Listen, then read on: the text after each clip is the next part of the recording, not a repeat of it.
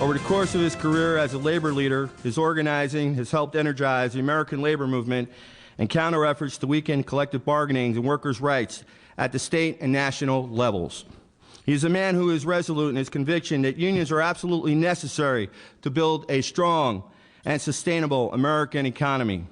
But he understands that no good comes from a permanent underclass of cheap labor without basic rights. To restore job quality and improve the quality of life for all workers, we must address the status of millions of immigrants in our country. And he has positioned the issue of immigration on shared values, shared goals, and on common fate of workers. Our esteemed Richard Trumka is president of the AFL-CIO, America's largest federation of public-private sector labor unions, representing more than 12 million workers across the country. His election followed 14 years of service as Secretary-Treasurer of the AFL-CIO and built on his roots in the small coal mining communities of southwest Pennsylvania. He was elected the youngest Secretary-Treasurer of the AFL-CIO in history in 1995 as part of an insurgent campaign to reinvigorate the American labor movement. At the time of his election, Trumka was serving his third term of the President of the United Mine Workers.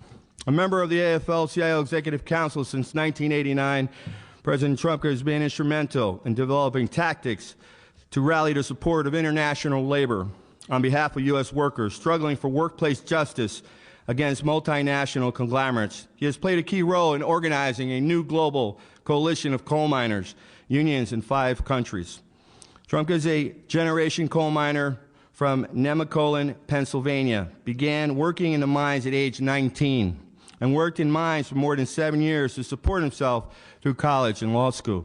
As president, Trumka led the union in one of the most successful strikes in recent American history against the Pittston Coal Company, which tried to avoid paying into an industry-wide health and pension fund. This action resulted in significant advances in employer-employee cooperation and enhanced mine workers' job security, pensions, and benefits. Because he consistently utilized nonviolent civil disobedience throughout such strikes in 1990, he received the Labor Responsibility Award, Martin Luther King Jr. Center for Nonviolent Social Change. During his 3-term presidency, President Trumka won passage of the Federal Coal Act that provides guaranteed health care for retired miners. He brought the miners back into the AFL-CIO, mobilized support to win a contract for 18,000 miners forced out on strike for 10 months, and established an office that rallied support for mine workers and anti-apartheid movement in South Africa. Brothers and sisters, I remember the coal miners in Pittston strike because I remember packing trucks and going down and making sure, and I was a young guy then, and I said, wow, this Trumka is a really remarkable guy. Well, let me tell you, I was a little bit ago, and here I am introducing him, and it was one of the things that encouraged me as in organizing and fighting the right fight and the cause with labor. So with that, brothers and sisters, please give a bold leader, staunch supporter of Latino workers, a great LCLAA support hand, one who fights for the community, one that fights for unions, one that fights for all.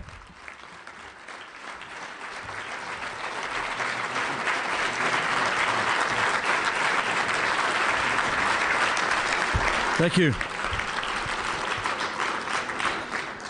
Milt, I want to thank you for that truly overgenerous introduction.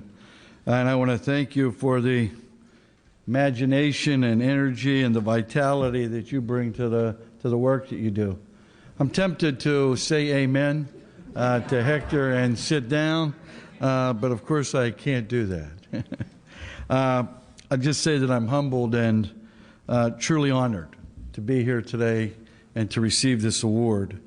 I want to thank all of you, each and every one of you, for the important work that you do every day. Because of the work that you do every day, you should be receiving an award collectively for the work that's been done. I'd like to congratulate Secretary Solis and thank her for putting the Department of Labor back on the sides of working people. She's done a magnificent job, and I'd congratulate her, and I'd like to thank my partner, Arlene Holt-Baker, for the tremendous work that she does. And I want to reiterate a few things that Hector talked about. LCLAA's new report on Latino workers in the United States really puts all of our work in stark perspective.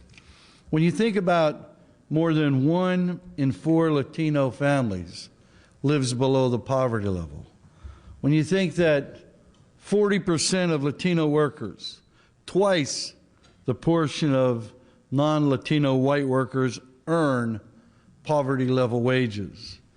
And as our nation struggles to emerge from the Great Recession, Latino workers continue to bear a tremendous burden, with unemployment consistently in double digits and unacceptably high home mortgage foreclosures. And Latino workers suffer alarming rates, truly alarming rates, of workplace injuries and fatalities.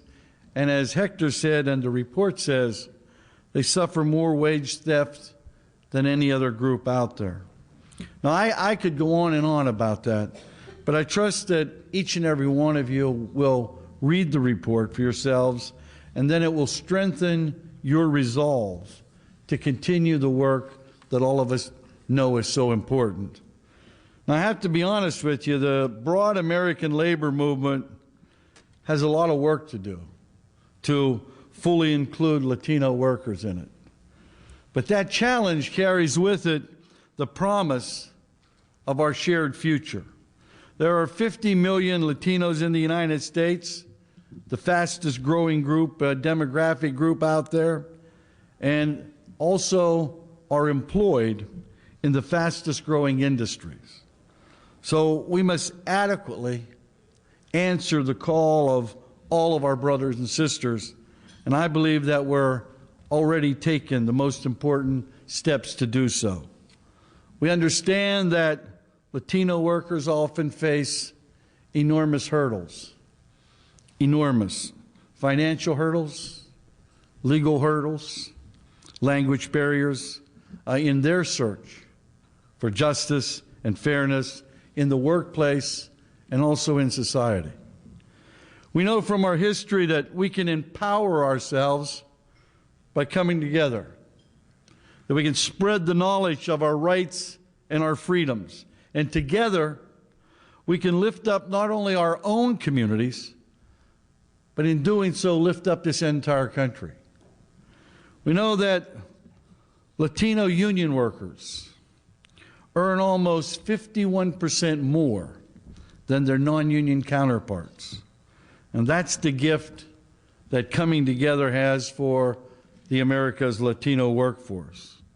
And Latino workers bring many gifts to the labor movement, like the vision of building a labor movement that's a social movement and a social movement that's a labor movement.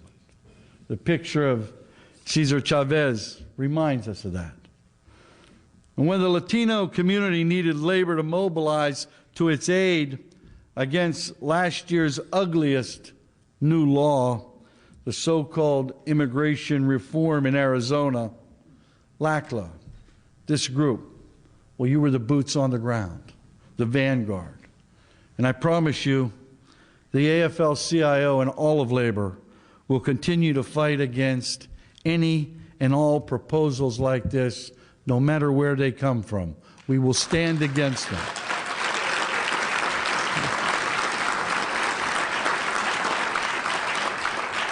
You know, for more than 30 years, a corporate-led agenda has worked consistently to strip working people of our rights to form strong unions and to bargain for a better life.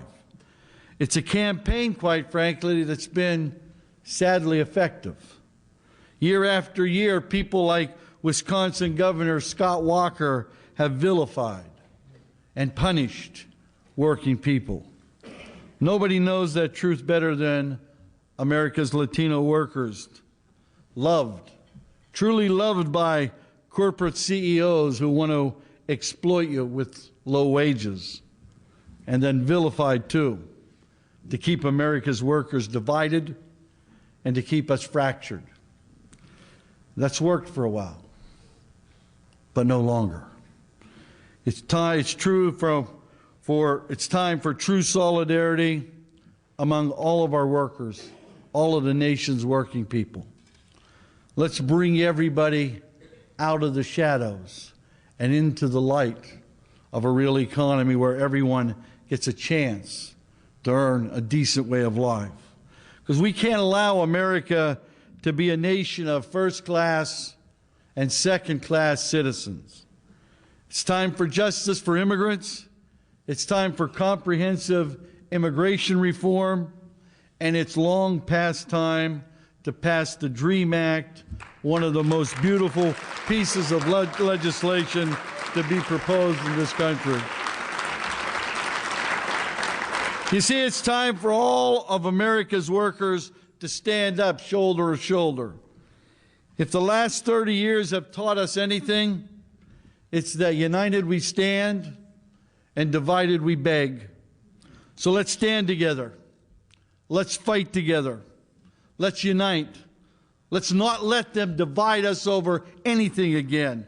And together, we'll build the America that we know we can have, an America that we must have, an America worthy of the dreams of our hardworking immigrant families. God bless you, and thank you for the opportunity to be here.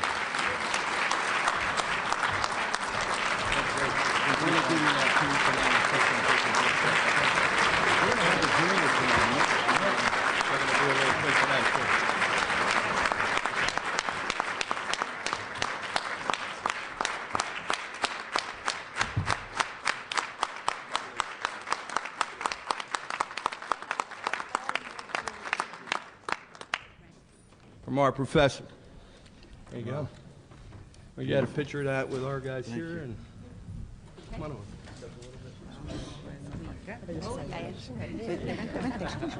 Hold it down so it doesn't play if I got it. Please, dale usted adelante.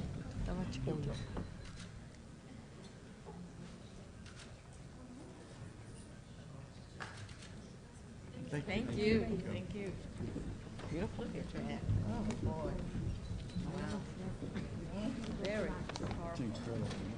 Very.